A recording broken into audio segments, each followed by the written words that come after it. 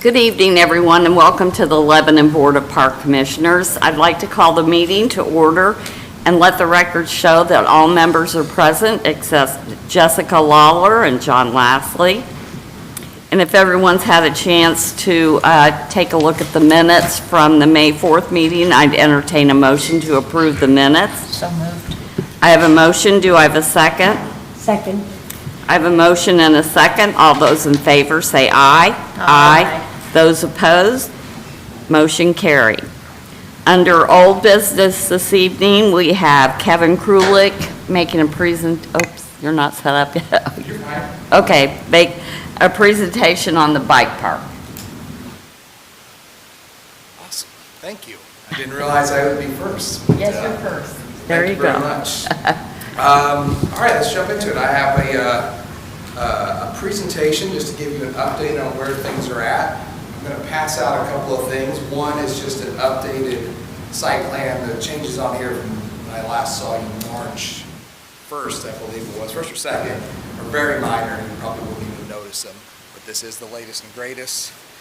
And then we've been working with our friends at the Peoria Nation and the Miami Nation regarding the history of Chief Stone Eater, and they've sent us a biography here. So it's kind of reads like an encyclopedia. It's not the most exciting read, but it's very interesting. So.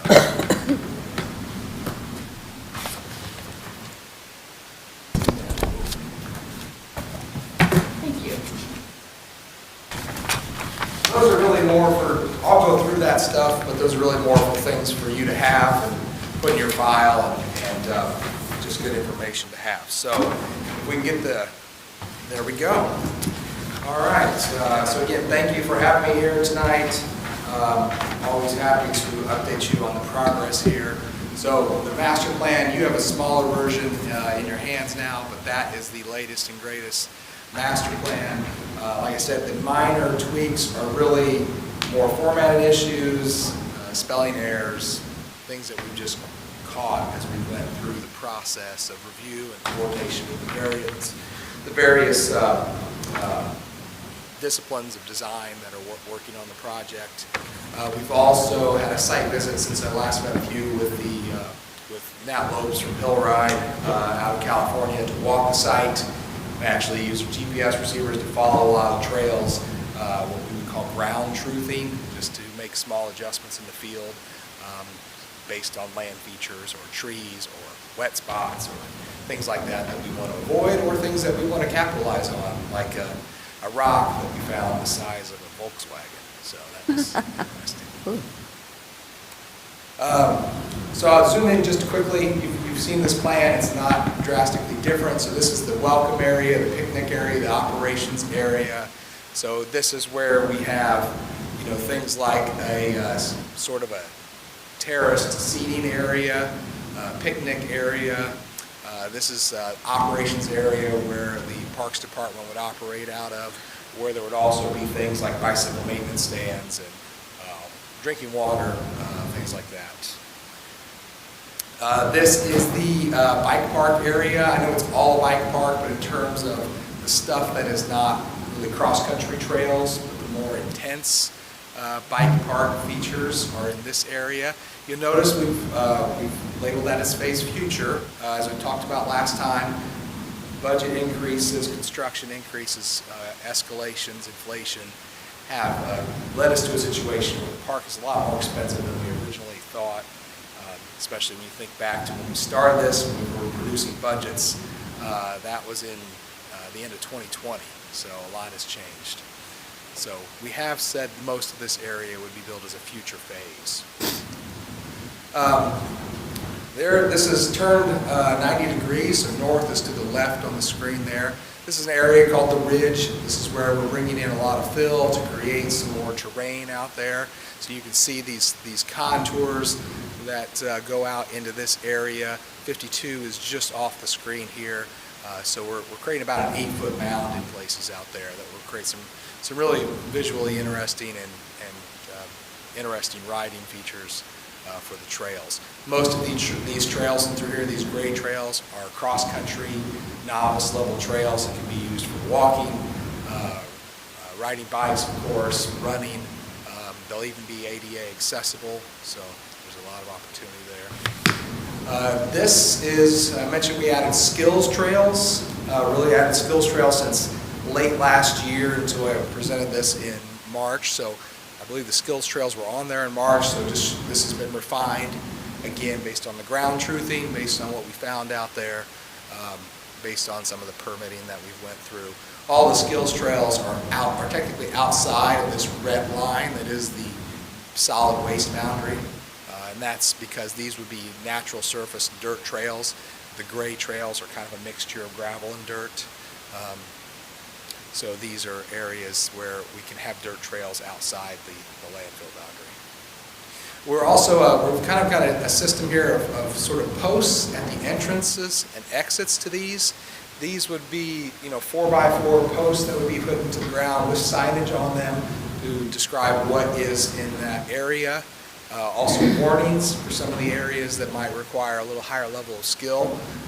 They also would have outdoor sort of retractable, think about like lines at the bank, that you would pull across that could close the trail if you needed to. Whether that's for an event that you want to keep younger riders out of those more advanced areas, or if that's because trail maintenance is happening or there's been damage to the trail, a tree might be down. Those are areas that we can quickly and easily close those areas off if we needed to. Again, the second skills trail just running up along the east side to the northeast corner. Again, features along the trails, that's why we're calling them skills trails. Again, the last skills trail, probably some more advanced features in here. This is in the northwest corner of the park. So what has happened since I last talked to you? So we had a flurry of activity in March, primarily tree clearing. And that was to get the trees down and on the ground before the Indiana brown bat laws take into effect. You technically can't clear trees from the end of March until sometime in September, I believe, because of protected habitats for bats. So this is the tree clearing limits. If you've been by the site, you'll notice it looks a lot different than it used to. The blue areas are where there were larger trees. The red is where it was mostly just smaller saplings and brush and things of that nature that was primarily mowed. Other things that we've been doing in terms of, I guess I would call it site preparation. So one, per the IDEM guidelines, we had to remove the trees. We had to do this effort. The second step is groundwater monitoring. So it's a little hard to read here, but you can see there's these red dots in this area up here. There's 3 groundwater monitoring wells that have been installed in those areas, and then there's one on the south end. The groundwater migration patterns generally go north or south to north, so we're really trying to make sure as the north end of the site that we are monitoring the groundwater, making sure nothing is leaving the landfill. Happy to report when we were putting the wells in, we saw no evidence of any chemicals that you might expect with a landfill in those groundwater wells.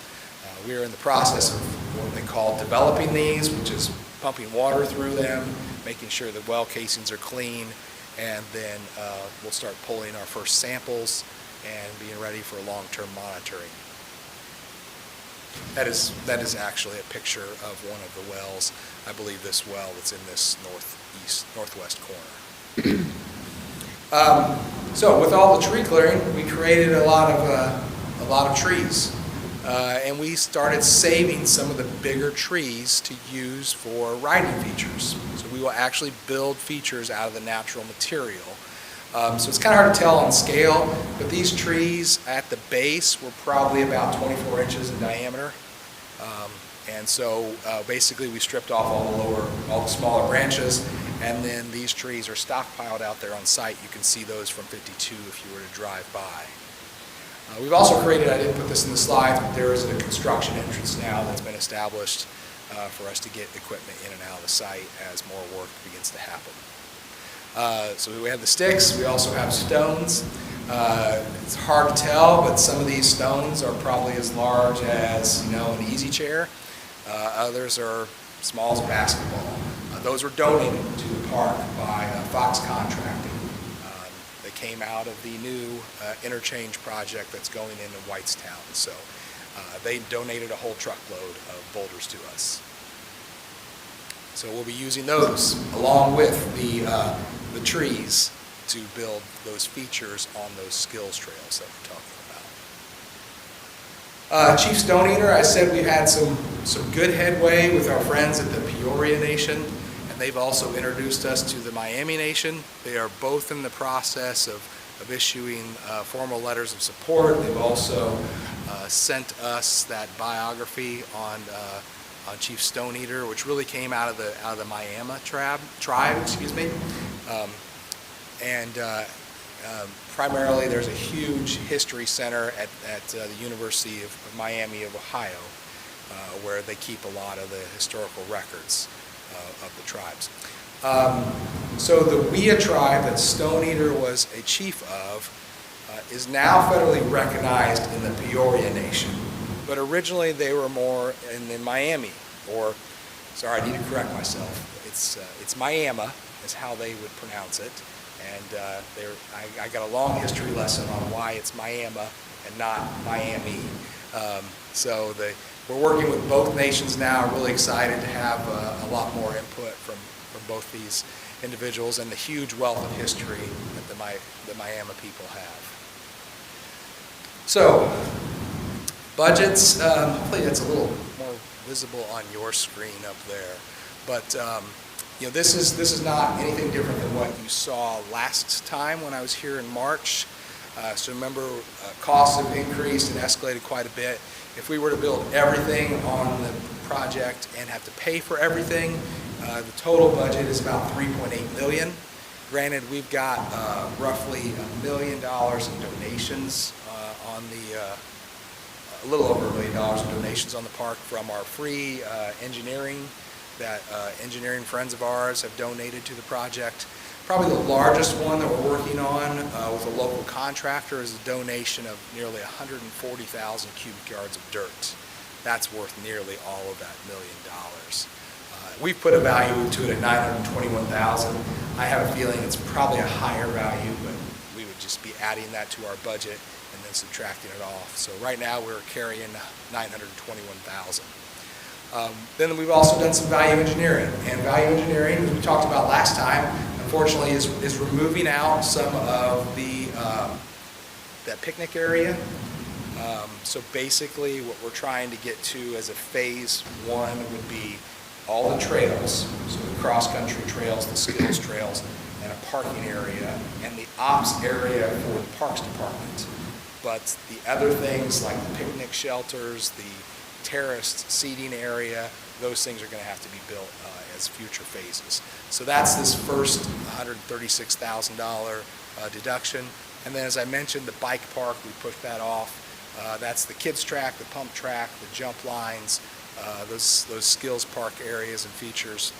There's roughly $340,000 there. Those aren't huge numbers, but that does get us down to, when you take out the donations, when you take out the value engineering, we're down to about $2.2 million, which is, I think, the number, or close to the number I showed you in March. What do we have for funding right now? So we have the American Rescue Plan money that has been allocated, $500,000. We have a match in that from the City Sanitation Fund of another $500,000. We have ready grant funds that we're working with the county. Actually, it's an entire district area. But happy to report that the county officials have also agreed to put this project forward on their ready list. And so we don't know all the details yet, but this would be funded with that $20 million that the region got earlier this year. So there's about $1.7 million there. And so as I mentioned, 3.7, about $1 million in donations, and then another $478,000 in what would be future areas, or what we call value engineering. I've added in contingency. That's not something we've been really keeping a whole lot of in the past, but costs are increasing so much right now, it's silly for us not to figure on something like that. So we're just under $2.5 million probably is what the total budget would be with those contingencies built in. Hopefully we won't need those. So we're $760,000 short right now. And if you were to take out that contingency money, we're a little over $500,000 short. So where can that come from? I don't want to be presumptuous, but there are more surpluses in city budgets and city general fund, possibly even more money coming out of sanitation once we get the trash contracts updated for the city. So we think we could probably close that gap with cash on hand, but we're also not stopping our efforts to raise money and look for other corporate partners as well. So where are some of these money and some of the partners that we put in? Here's a list of everybody that's made commitments or actually written checks to the project. So right there, those in-kind services that we're estimating right now total about $82,000. That's design services from our friends at A&F Engineering. ATC and Associates are now, I believe they're called Atlas, Context Landscape Architecture, and Wessler Engineering. They've all donated their services to the development of the park. These are the actual dollar amounts that we've received or had commitments for. These would be cash donations. And they total just under $30,000 right now. And again, we're always looking for more. And then, this number is important to point out. This is the $100,000 from the Boone County Convention and Visitors Bureau that they've pledged to the project. That is a 5-year pledge, so I'm not putting that into construction costs. I think that would be better spent given to the Parks Department to handle some of the operational needs, especially with a new park, things that we won't know that we need to budget for. So we'll have this fund that would help cover those unforeseen costs as we get into the project if it does come to fruition. And then over here on the other side is those material donations that we've talked about, the $921,000 that we valued the earthwork at. The $15,000 is a donation that we're working with on utility poles that would just be used to delineate some of the areas. So the wooden telephone poles that we're used to seeing around, when those get retired, a lot of times those are donated to park projects. So what's next for our park? And it is our park, I guess I'd like to talk about like that. We really think it is for everybody. As you can see, pictures from other parks around the state, from little kids, boys and girls of all ages, grandmas and grandpas. This is something for everybody, all skills and abilities. So what is next though? What I would ask this body to do would be to adopt this as an amendment to your parks master plan, just so that that's really important as we go for grant funding on certain things, that we can show that the city planning documents back up the need for this park. Fundraising, as I mentioned, we're going to continue to fundraise. If this body has any assistance they can offer me in that, I would love to see that, whether that's friends that might be looking to make donations, or if it's connections with corporate entities that might want to partner with us. Any introductions you can make there, I'm happy to take it from there if you want to make an introduction and see what we can come up with. The next thing to do really on our list is the cap modifications, and that's where it comes into that earthwork donation that we're talking about. In fact, the contractor just got released last week to start moving that dirt to the park. They haven't started yet, and as of this morning, I could not get an answer as to when they will start. We're having a meeting next week to talk more about schedules, so hopefully I'll have a better update there. And then what do we have to do? Final permitting. So we've already got our mass earthwork. We already got our permits to bring dirt into the site. We've already got all our environmental permits, which have to do with the groundwater monitoring system. We're working on some engineering-related permits at the state level, but also at the county level. We're meeting with the county, head of the county planning department on Friday to talk about that. It's an old friend of ours, Charlie Campbell, is now the interim head of the county APC, and very supportive of the project, and wants to know what he can do to help move things along. And then, of course, as we get through those things, then next up would be bidding and construction. In a perfect world, we could be bidding and construction this summer for fall construction, but a lot to do before we get there. So with that, that's all I have. I'm happy to answer any questions you have, but I want to thank you for all the support you've given us up to this point. I thank John and the rest of the park staff for all that they've done. And like I said, if there's anything more I can help to fill in any gaps that you might have, I'm happy to do so. I have a question for you, Kevin, Sure. and you may have told us this before, and I just am not remembering it. But, I really liked hearing about the history of the name, Yeah. Stone Eater and all that. I definitely will read through all that information. But how is it that we came to be connected to Stone Eater to begin with? I don't remember that. Good question. Good question. So we had a few different names. Of course, the initial one was just the generic Lebanon Bike Park. And we were contacted by some people from the Lebanon, Ohio Bike Park, their Lebanon Bike Park. And we really want this to be a destination riding center. We want this to draw from the nearly 6 million riders in the Midwest that call themselves mountain bikers. So we felt like we needed a name that stood out, that stood by itself and wouldn't be confused with any other place. So then we started looking at Prairie Creek Bike Park. Prairie Creek runs right next to this, right across the golf course, the Trophy Club golf course. And then we were also notified that there's a Prairie Creek trail system in the Richmond area. So again, we don't want to create any confusion. Sure. At that point, my wife is a real history buff, and so we've got a lot of Boone County history books in our house, and I started sort of pouring through that. And when I got to some sections on the Native American history in this area, that led me to dive deeper into that. And although Chief Stone Eater didn't necessarily operate or was not a chief in Boone County, he was more in Park County, was where he was originated from. But he was the war chief under the Tecumseh Federation, which did cover all of Indiana. So he did have influence over what was happening with the native peoples in this area. And, so that name just kind of stuck. And it just seems to also be a pretty cool and fitting name for a bike park. So, and that's when we started reaching out to local historians, trying to get in touch with the nations that would be the descendants of Chief Stone Eater. That took us to the Wea tribe of Indiana. That led us to Miami University, and that led us to the Peoria Nation in Oklahoma, which is the federally recognized is the federally recognized nation that includes the people of the Wea tribe. And then they informed us that although that is technically correct, the Wea people were originally Miamis, and we should work with them as well. And we just found out about the Miami connection really in the last 30 days.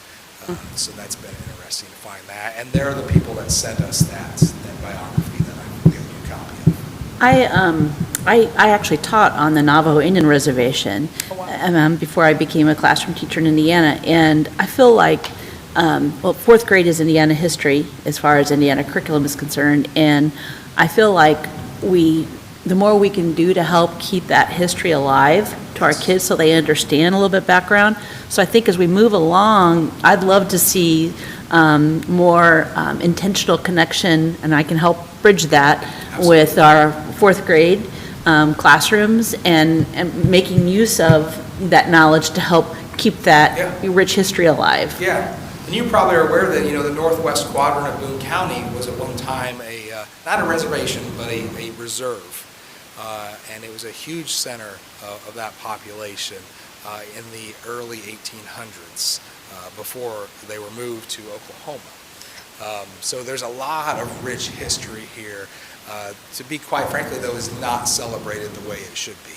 That's my point, yep. And so we're working with both nations now. We're working with a manufacturer that manufactures museum exhibits.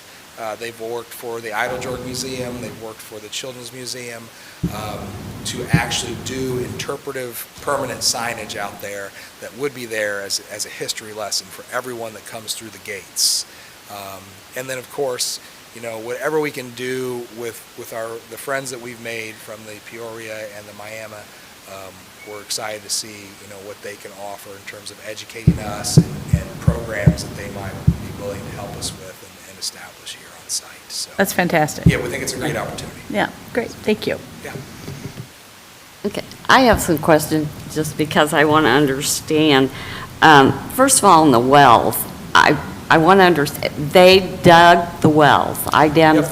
Well, IDEM didn't. IDEM released us to drill the wells. So we drilled 4 wells. They're approximately 80 feet in the ground.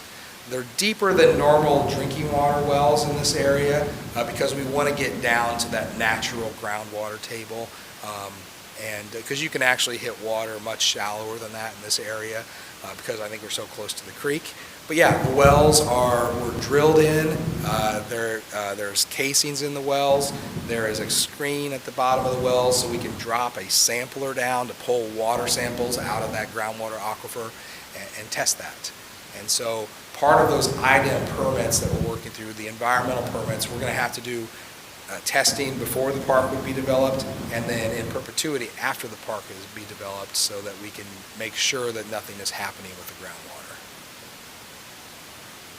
Okay, this may be a dumb question, but I'm confused. So Sure. are these wells going to be permanent, or are these just testing wells to test groundwater, to make sure there's nothing in the ground leaking into the water? It's both. Yes, they will be permanent. They're out there. There's a steel casing that comes out of the ground with a lockable lid on it. There are 4 steel concrete-filled bollards that are around those that will protect them, and they will be there in perpetuity. I suppose there could come a time when IDEM would say, you've tested long enough, we don't need to worry about this. But right now, the permitting from IDEM is going to require us to attest at least once a year to make sure that there are no changes in the groundwater conditions. And then we also have the one on the upstream or the south end of the park where we can also see, is something coming on to us that is not a product of the landfill. Okay. Testing, I guess you might ask, is that a huge expense? The tests that we would have to do, I'm told would range in the cost magnitude of maybe $50 a year to do the water testing. So it's not an exorbitant No, but amount. putting the wells, that was... Putting the wells was a $100,000 endeavor. Okay, So that's why I wondered if they're going to stay there or what. Yep, they will purpose. be there permanently. Okay, and you haven't had any trouble after we dug those wells with the neighbors? No. And keep in mind, these are just wells that we sample from. These aren't wells we will pull water from the ground. Right, but sometimes. So, yeah, we'll pull water out an ounce at a time, so, so yeah, they won't affect people's drinking water wells in the area. I should also point out that several times over the past 20 years, because there's a landfill in that area, IDEM has tested the drinking water wells surrounding the Oh, park I'm site, sure, yeah. and have never found anything that gave them cause for alarm. Right. So, and again, the technicians that drilled our wells, they saw no signs of any hazardous chemicals in the water as well. So we feel really good about the state of where things are right now. And then I had another question. On the engineering, they donated work or money? Work. That one slide. Well, there were a couple of firms that just wrote checks, and we put that into the bike park fund to fund some of these things. But those 3 firms that I mentioned, A&F, ATC, And Wessler. Wessler, and Context Landscape Architecture, they're the ones that are designing the park free of charge for us. Okay, so that was, they donated their donated their time. Yes. Okay. And then another thing on, when you said you're putting signs in on those one trails so you can do those off, okay, how do we do that?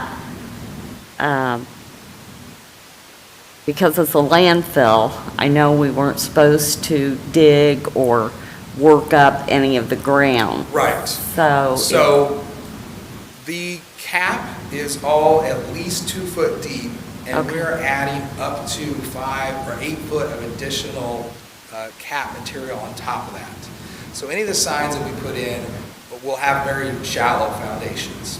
Keep in mind, though, the trails that I mentioned, the closing signs, those are outside of the landfill limits, so it's not a Okay. concern there.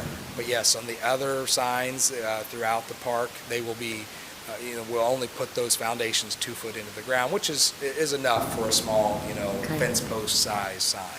So you have to cap the entire landfill area. It was capped before it was closed in '87. Right, but and not we in- had to test that cap, exploratory testing, digging holes through the cap in 90-some locations to make sure it was there and what thickness it was. And the thinnest area we found was just shy of 2 feet. And that was only in one spot. All the other times, it was probably more on the average of 4.5 to 5 foot in thickness. So Okay. we have a solid cap out there. We've also tested, as we dug those holes, we had a gas meter looking for any explosive gases that sometimes are emitted from landfills. We didn't find any. Even when we're, 6 feet down in a hole with garbage exposed, there's no gas coming off of it. We also did ambient samples walking around the site, found no gas leaving the landfill. So that's also part of that environmental enclosure that IDEM calls it, where we had to do the water testing as well as gas testing. Okay. But but you said we do have to cap some of it.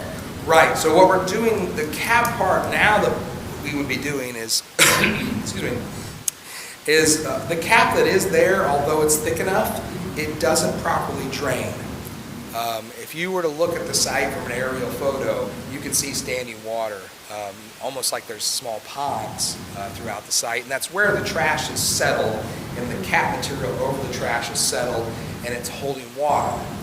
So we have to correct all those. So that's why we have to go from the edges of the landfill and basically crown the whole landfill up so that the water will drain off. And then we're adding a little bit of extra area in that ridge zone just to make it a little more visually and visually interesting and interesting to ride.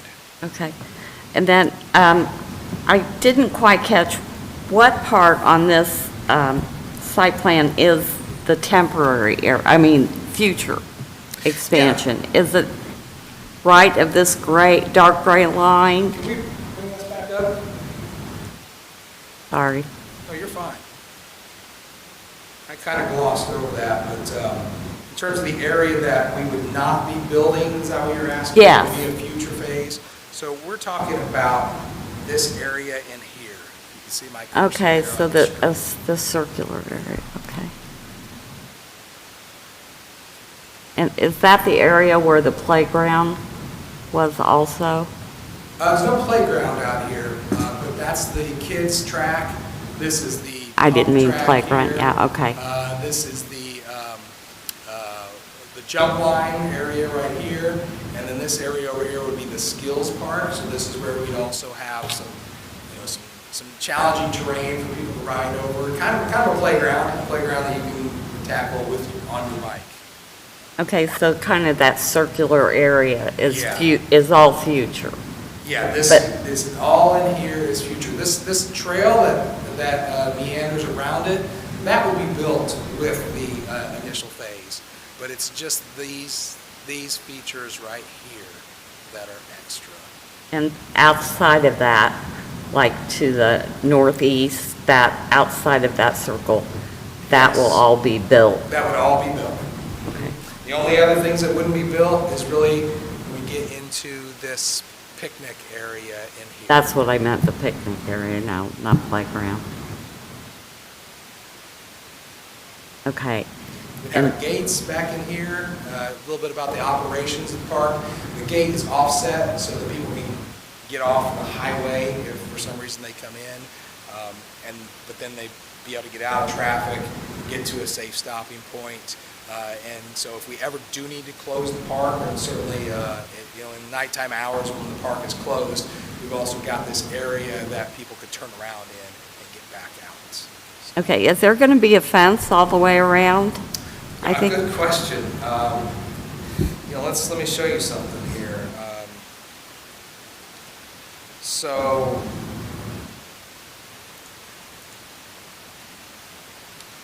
there is, so we've been working on those approvals with the county. Let me find the right exhibit I'm looking for here.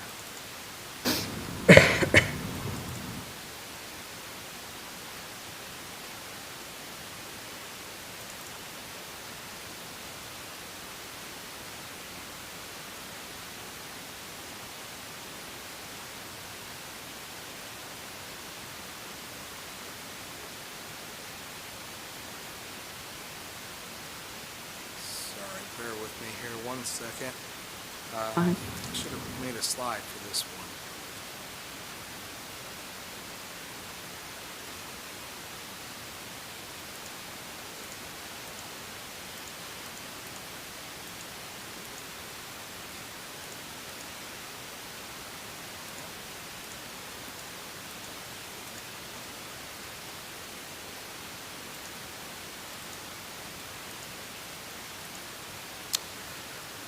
Oh, my apologies. 1 second.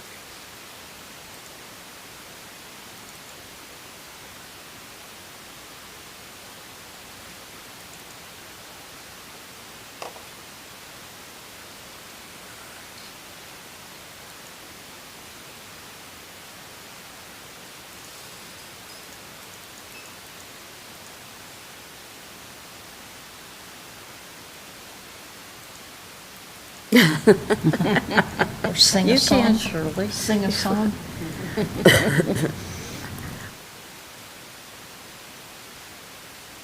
There we go. So this is the exhibit I was looking for.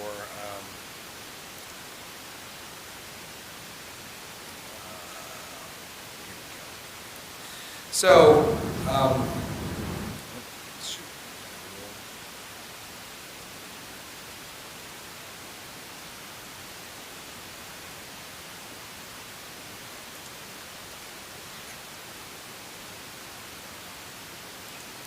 So this exhibit here, the pink is the areas of the landfill limit. The green are the areas where we're saving existing tree stands for buffering purposes. These blue lines that you see around these sides of the park are where there are existing fences. Right. Wire field type fences, farm fences. We will save those wherever possible, but there are areas where we're going to have to, but we'll be able to save everything, but there are some areas that are in disrepair, and we'll be patching that fence in. So this area will all be existing steel fence that will be patched and fixed up if it's not secure. This red line along these two property lines here, where there is no fence, the county is going to require us to put up a fence. So we would put up that steel woven wire farm type fence on those two lines. The county then also has a requirement, we would also do that in these areas. The fence stops up here about where the creek crosses. There's a small creek that crosses under the road here. We would also do that steel woven wire fence on these sides as well. Okay. One of the things we've asked the county for relief on is their zoning ordinance requires a split rail decorative fence around the property. It's an expensive endeavor. So what we've said is, can we fix the blue areas, secure those, and where we are adjacent to those steel fences, can we extend new steel fences? And then we will do that split rail fence along 52. It'll be a nice decorative element. It will look really nice. Obviously, it's not something we had in our original budgets. Really, a lot of the landscaping requirements for the county, including the fencing requirements, have added nearly $500,000 to the project. So there's a lot there. Not to mention, you can see the level of tree planting. So this is where that woven wire, or that split rail wooden fence will be, and you can see all the trees that we'll be also planting along that line as well. Again, per the county's buffer yard requirements. Just the split rail is not very secure It's not a secure fence, it's decorative, it's a step. And it's high maintenance, Yeah,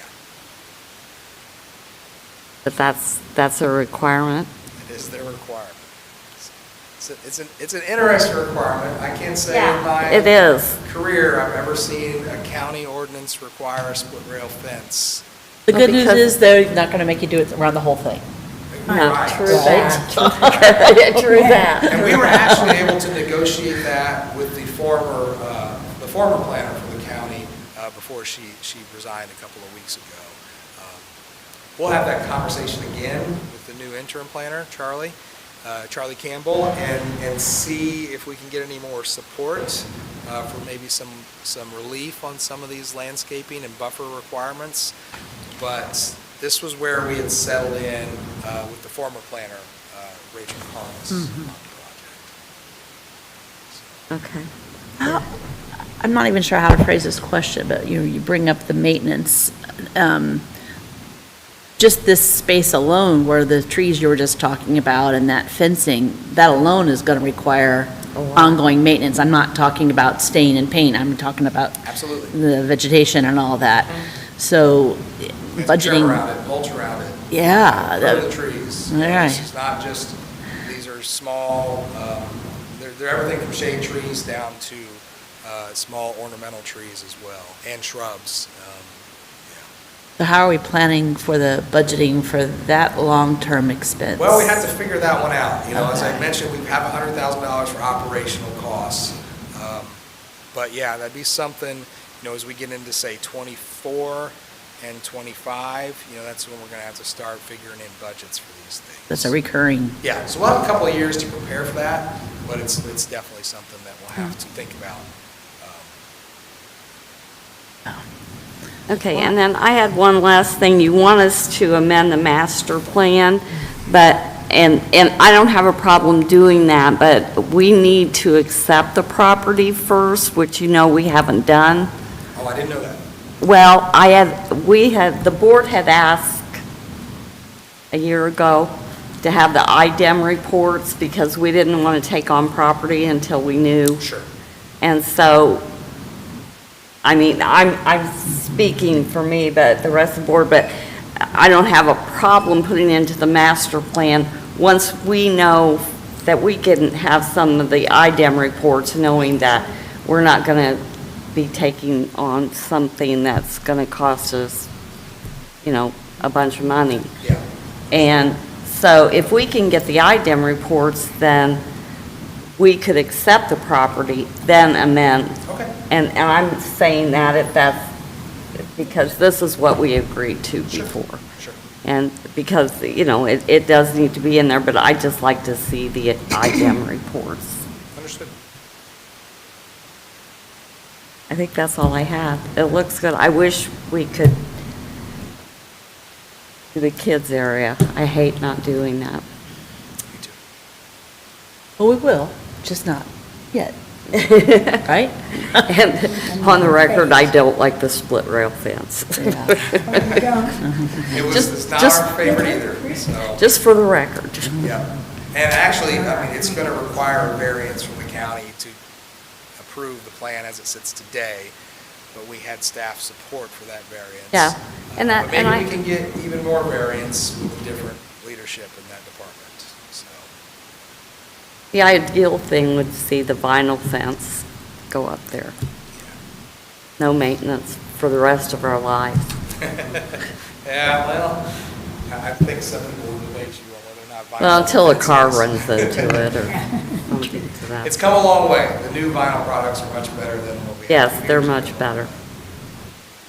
Okay, Thank you. thank you. you.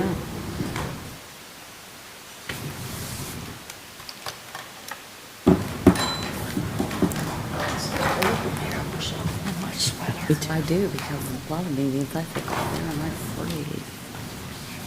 Okay, any new business, John, to bring? Okay, then we're ready for the director's report.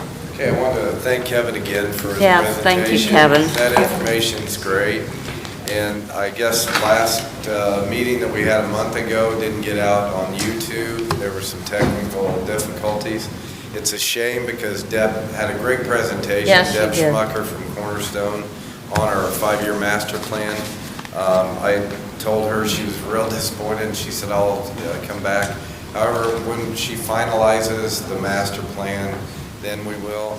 And in that master plan, the discussion of the bike park is put in there as we go on. Right. As far as adoption, that's a different story, but it is considered. I mean, it's coming, we know it's coming, so that is integrated into that master plan. I just Right. wanted to make sure that we all knew that. Well, I knew something was in there, but I wanted to get our ducks in Yes. a row with everything. Yes, yes, and and Deb was disappointed to hear that, and it's like, but hey, that's technology for you, Yeah, right? it's great when it Yeah, works. happens. Yes. There again, you can see Kevin's passion in that and taking the bull. I mean, that's 2.5 years of his passion and a lot of hard work, and I can't thank him enough for all the hard work that he's done.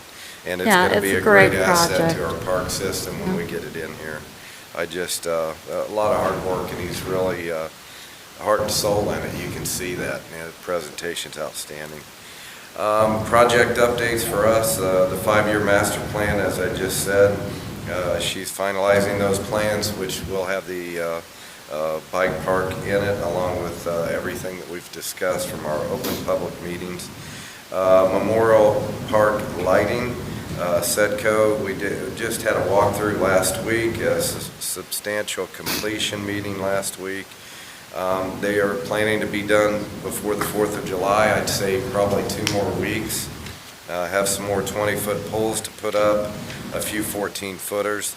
Outstanding. It looks great. That was not due until October, November, but we've done the substantial, so we're rounding the corner, finishing up that, doing a punch list, and in the next 2 to 3 weeks, they'll be pulling out and done with the project. Had the engineer, electrical engineer, manufacturer in, Deb from Cornerstone, that helped with the project.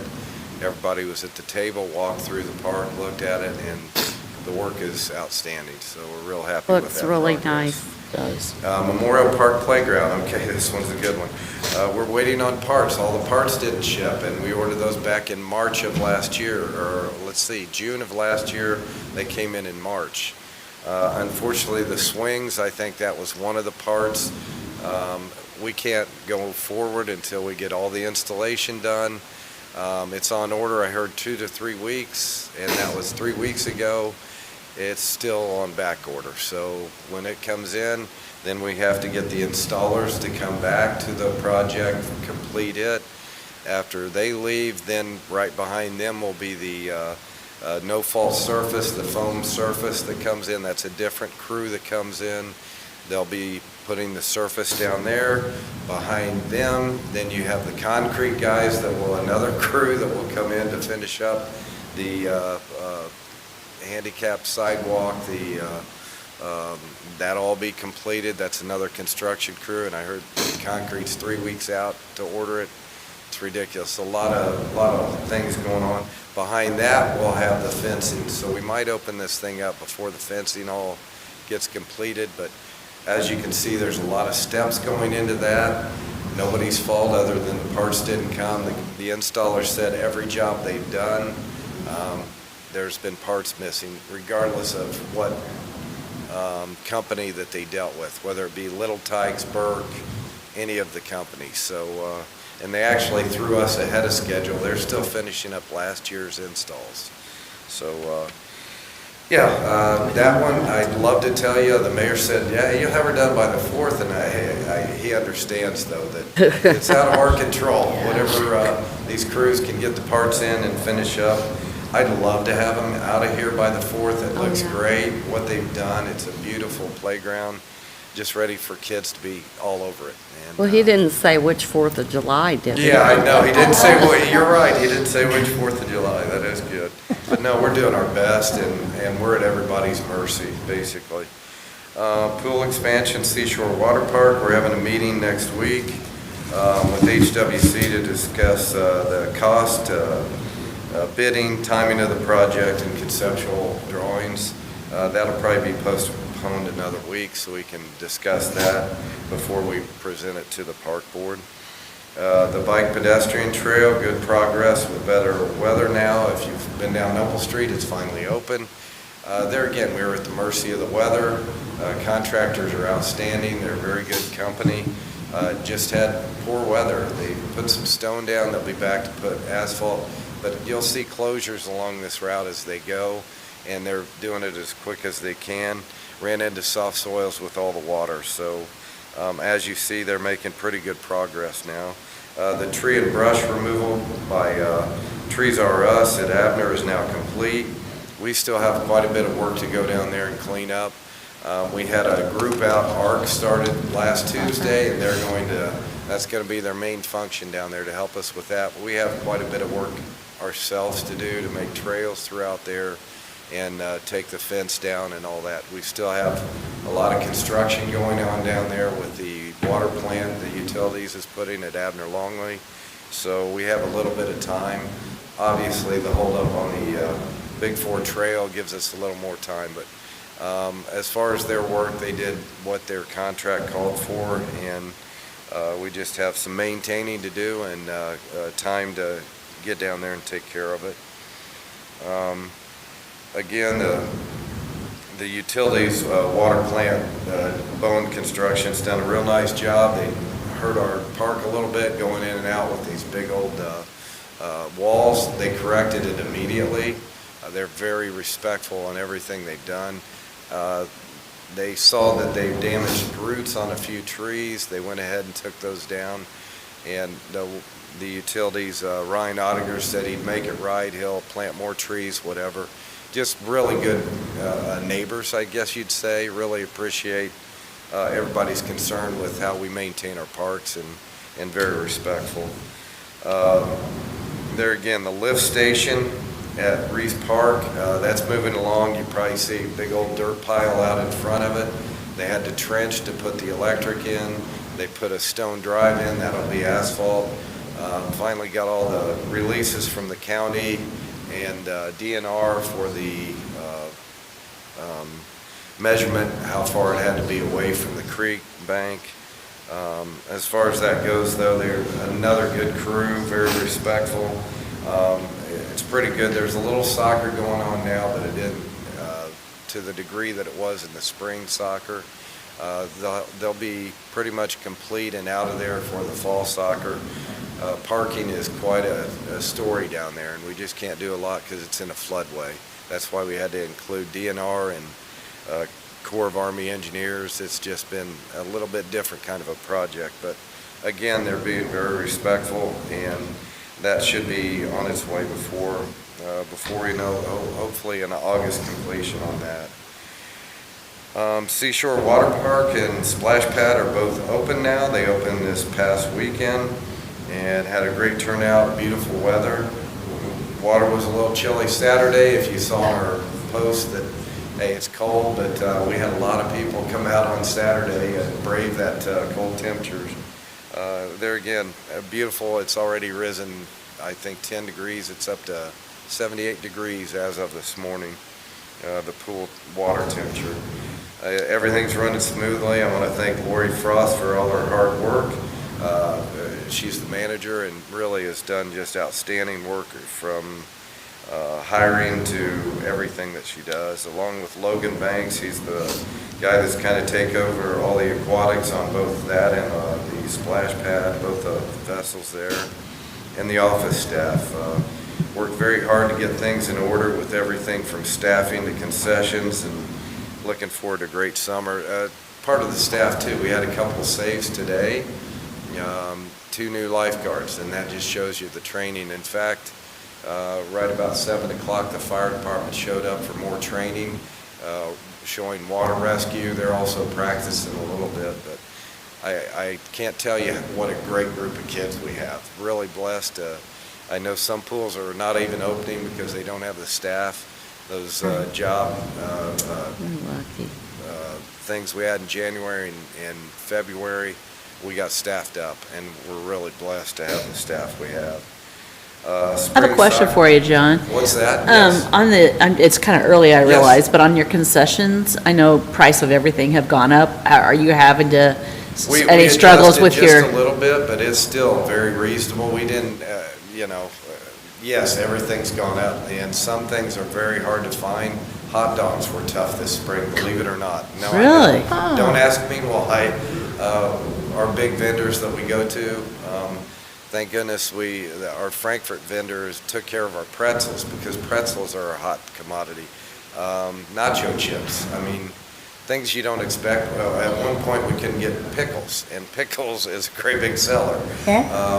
So, yeah, we did raise the price just a little bit on some of the things to actually break even about the same that we did last year.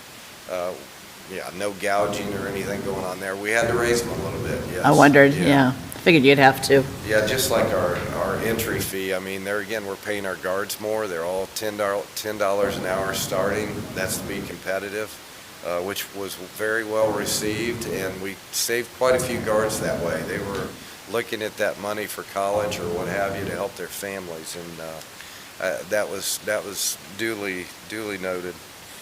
Again, spring soccer at Breeze Park is finished. They have a little small groups out there. I saw them today about 5 o'clock. They'll start back up in the fall with their fall league. I got to thank that Scott Milam and Derek Crease. Yeah, it is Derek, yes. Both on the LISA board. Those guys just have done an outstanding job. They're there 7 days a week, I swear. Every time I'm out there, they're there. Keeping the place clean. They have a lot of new goals and benches. I don't know if you've seen those amenities, but that's through LISA. And two good boys that really are all in the program. Scotty coaches the varsity, and the Crease boy, I mean, they're all soccer nuts and just love it. Their program is growing. They're already asking, hey, does the park have any ideas to grow the park system for soccer fields? Which is a good thought. They're thinking that far ahead, but two good guys and a lot of volunteers have helped out. I got to thank them a lot. The varsity baseball extended their seasoning by winning a sectional title. Hats off to them. Good luck Saturday at regionals. Started our fall or our summer ball out there today. There's fast pitch ball going on as we speak. Some good games that will be going on all summer into the fall. But hats off to the varsity baseball Lebanon Tigers, and hopefully they'll bring home a regional trophy next week. Maintenance is planned, just been incredibly busy. It's nice to open the water park and the splash pad. That's quite a bit on everybody. Put walls in, toting block around, and just doing everything. Unbelievable work. Maintenance has also planted flowers and mulched downtown for all the summer activities. Also mowed Gene Haas, there again, planted flowers there, mulched and taking care of all the irrigation at the Gene Haas building. Been keeping up with the mowing is a feat in itself. We're mowing all the time, it seems like, but 3 or 4 guys on that on a daily basis have been doing a great job around the rain or in the rain. You see them with raincoats going on, but tree removal, we had quite a few trees down on the trail over these storms that we had. Keeping up with that and keeping them clear on a daily, along with tree planting that we had, construction, repair, etc. Been a little bit of vandalism, but it's down a little bit. I know we took some of the soap dispensers out of the restrooms. Reason being is the kids are spreading them all over the floors, all over the walls. It takes an extra hour a bathroom to clean all that soap up. It's just really messy. They will be installed soon again, just trying to get those knuckleheads to get out of the park. Caught a couple spray painters, and they will be working at the park, and they paid restitution, and their parents got a hold of them, and those are being taken care of. But as far as the big vandalism, not bad, just knuckleheads doing some really silly things. And it's real frustrating, especially as hard as we all work. We got to keep going rather than backtracking and going over our work. But hats off to the guys on all the hard work there, and Billy, everything he's done, and Caleb. Next couple of weeks, we'll be taking down a few more trees, branches that are dead up in the trees, installing playground mulch, bed edging, mulching, flower planting, you name it. We'll be out there taking care of a lot. painted the pickleball. Billy was out there today with Bob Pearl taking care of that. There again, we had to rework those and painting those. Programs and events, our summer swim lessons were booked solid, and we'll be starting our June swim lessons on June 13th. That's morning and evening classes. Excited to announce our 7-Up Sparks pickleball tournament. You can come out to Memorial Park on Friday, June 24th. It's a doubles tournament, be held under the lights. You can make it a family night and come out from 5 to 7 and enjoy family open play. Stay around to watch the pool play games at 7 and the finals beginning around 10 o'clock. Cost is $40 per team, and you can call the office for more details or register online or by giving the office a call at 482-8860. Come out to Seashore Water Park on Saturday, July 30th for our mother-son pool party. It'll be a pirate themed and provide games and contests, dinner, and of course swimming. Cost is $20 per couple, $5 per additional child. Register online, and there again, stop the office, call. Hope to see you there. That's something just, the daddy-daughter dance, and we're giving that mother-son, and it has been very well received. I got a lot of input today. She just put it out there, and my goodness, the phones are already ringing, so that's good. Some outside events, they're starting up, going to be a very busy June. We have the Summerfest downtown this weekend, Saturday and Sunday. The bands are playing June 4th, and that's the Summerfest is free this weekend too downtown. Again, this weekend is Buick, Olds, Pontiac, Cadillac Car Show at Memorial Park. It's always nice to get out there and see them. That's a group from Kokomo. Very nice group to work with. June 11th is the Fishing Derby at the Hot Pond. There again, registration's at 8 o'clock. That's Kiwanis puts that on. We help out with that. I think dinner or lunch, hot dog and chips and a drink, and everybody gets something. It's a really nice event that we have. That's June 11th, the Fishing Derby at the Hot Pond. June 18th, the Cancer Society Car Show. There again, that is all the monies raised will go to the Cancer Society, which stays in Boone County, and that's held at Memorial Park. There's also a truck show earlier that day, a Ford truck, and that's also at Memorial Park. June 19th, Community Band will be playing at Memorial Park. It's nice to always have them come out and play.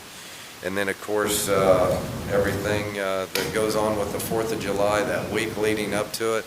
No carnival this year, but have a lot of fun activities and still planning a few more. But looking forward to that. And yeah, the next time we meet will be after the 4th, and yeah, it'll be nice to have it all over, I'm sure. But that's all I had. Any questions? I have a question that, it probably is more for Kevin, but your report made me think about this. Yes. And that's maybe getting ahead of myself, but with the Stone Eater Bike Park, I'm thinking about security and all that kind of stuff. Do we have a plan for, like, that's huge space, like cameras, how are you gonna? I haven't budgeted those in yet because I don't know where we are. I was filled in at the same time you were just now, so trying to, find that out. Yes, we can budget cameras in, though, some cameras out there. As far as security and locking the gates, I think the gates will be left open. I don't see them, any electronics to be opening and closing or anything like that. It's like every park, they're all open, but at dusk you need to leave the parks, other than Memorial, which stays open till 11 with the basketball courts and the pickleball courts. There again, that's a tough question, and I don't know what all it entails yet, and obviously there's been a lot of planning in the construction and all that. Until we have that, I think we still have another year yet to budget those cameras in and talk about security. I know that's not in the city limits, it's in the county, so I don't know if there's going to be an agreement with the county to help us out with that, or city. Those are questions that need to be asked, though. That's a great question. Remind me, how many acres do we have there? 100 acres. How do you? Yeah. Yeah. It's 100 acres and, yeah. Yes, that's a great question. Yeah. Yeah, I guess. Yeah. Scary. Okay. Any more questions for John? Thank you. Thank you. Okay, if everyone's had a chance to look at the claims, I'd entertain a motion to approve the claims. I move that we approve the claims as presented. I have a motion. Do I have a second? I'll second. Motion and a second. All those in favor say aye. Aye. Those opposed, motion carried. If there is nothing else to come before the board this evening, I'd entertain a motion to adjourn. So moved. Okay, do I have a second? Second. Okay. I have a motion and a second. All those in favor say aye. Aye. Aye. Motion carried. Thank you for joining us this evening.